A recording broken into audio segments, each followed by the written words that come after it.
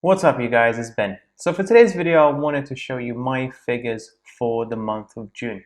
I think it's important for us potential Amazon sellers to know how much money are other people, more experienced people, are making. And I don't know about you, but when I speak to other YouTubers, I always question as to how much money are they actually making from what they preach and what they sell. Interestingly enough, a lot of the actual Amazon gurus, so to speak, you'll find that actually they don't actually sell the products themselves and they don't actually sell on Amazon themselves. They are focusing fully on selling their course. And that is quite frustrating to me because at the end of the day, if you wanted to learn how to drive, you wouldn't be learning from somebody that doesn't drive themselves. So I think it's really, really important to actually be transparent as much as possible and to show my actual own figures themselves and to tell you guys a little bit more about what's been selling, what's not been selling, what I've found in the month of June, and what should I be expecting, for July and later on for the year. So let's kind of go through my figures. So let me just reduce that first and foremost. Okay, so as you can see, for the month of June, it's actually been not a bad month. I've actually made over £62,000 in sales, which actually sounds quite a lot.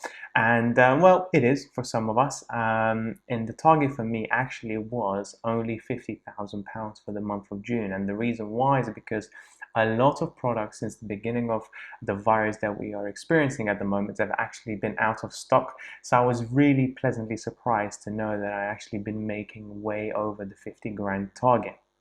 Now, in terms of the products they've actually been selling for me so far this year, primarily in the last 3 months and been kind of carrying me forward, have actually been within beauty.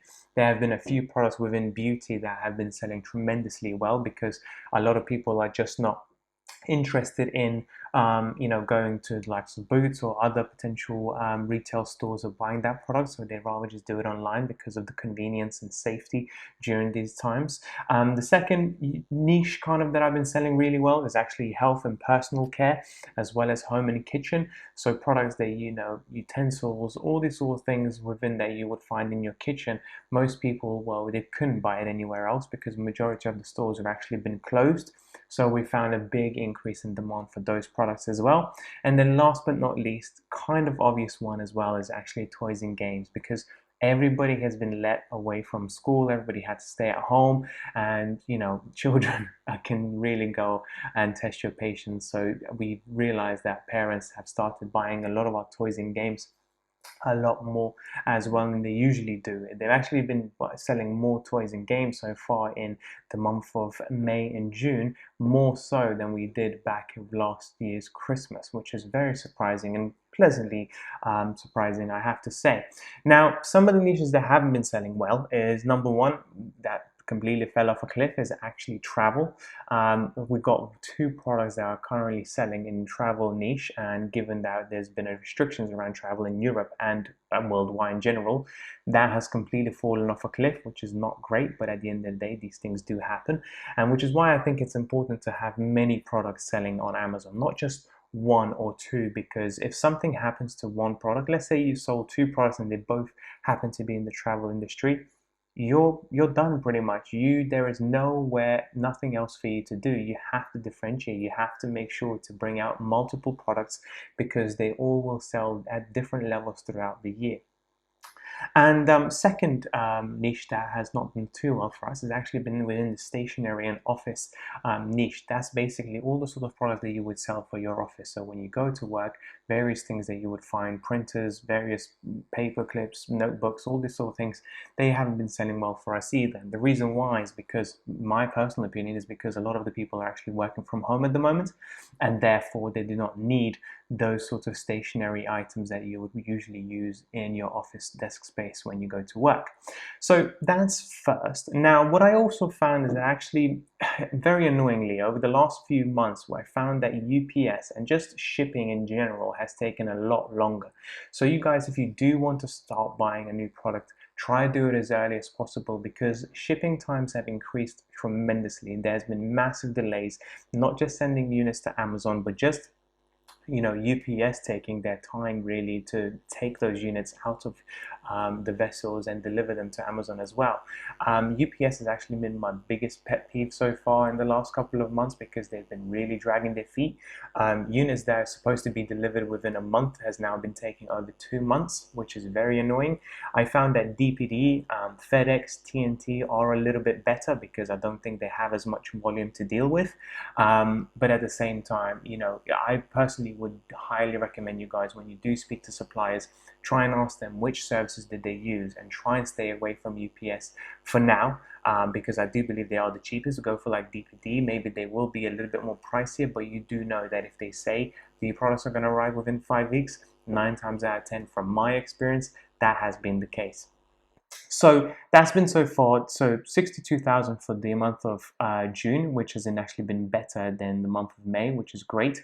I think for the next month's target, we're probably going to go for around £65,000.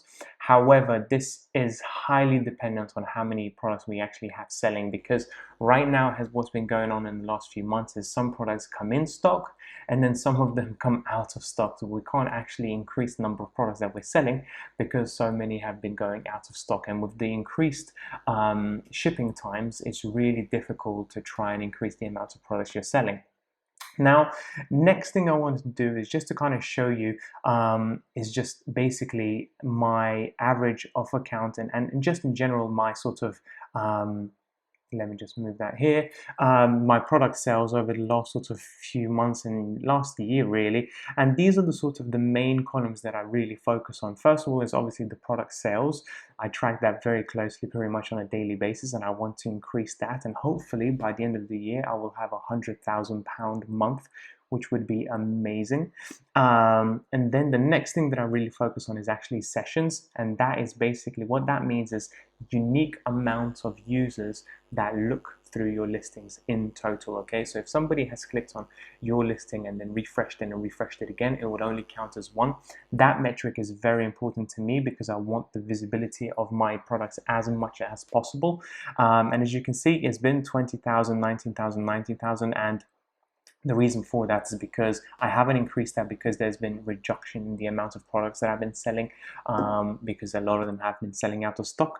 The next one is actually unit session percentage, and what that means is basically what's the percentage of people that look at your product and buy it. Okay, so in a percentage, so let's say for example for the month of June, out of 100 people, 25, almost 26 people have bought my product. Now, in my opinion, and I've been looking through this quite extensively, anything above 20% is really good, okay? And so far, I've been lucky and fortunate enough to have most of my months above 20%. Around Christmas time, it actually goes up even higher to almost 25, 30%, as you can see here, last year's Christmas, which has been brilliant. When your session percentage goes down below 20%, that means 9 times out of 10 there is something wrong that you should look into. Either that is the product itself, the images, the quality of the listing, maybe the price as well, maybe a bit too high. So you want to have a look at those things, play around with those things to find out as to what exactly is reducing your unit session percentage. And then last but not least, which is also quite important, is the offer count. So this is basically, in basic terms, is how many products I have currently selling on Amazon. And as you can see, in February, I actually had more products than I currently have in July. And as Jacques said, the simple reason is some of the products have actually sold out and I did not want to restock them because they were selling so little.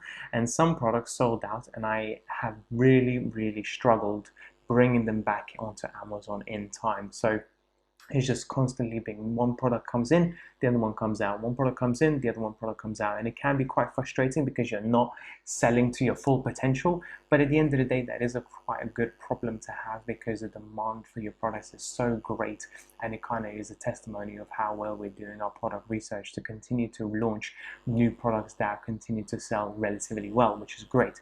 I think by August, September, when hopefully when the pandemic subsides a little bit, I do believe that the offer count is going to increase to about 25, 27 because we have, I think, over 11 products right now that are on the way to the Amazon warehouses.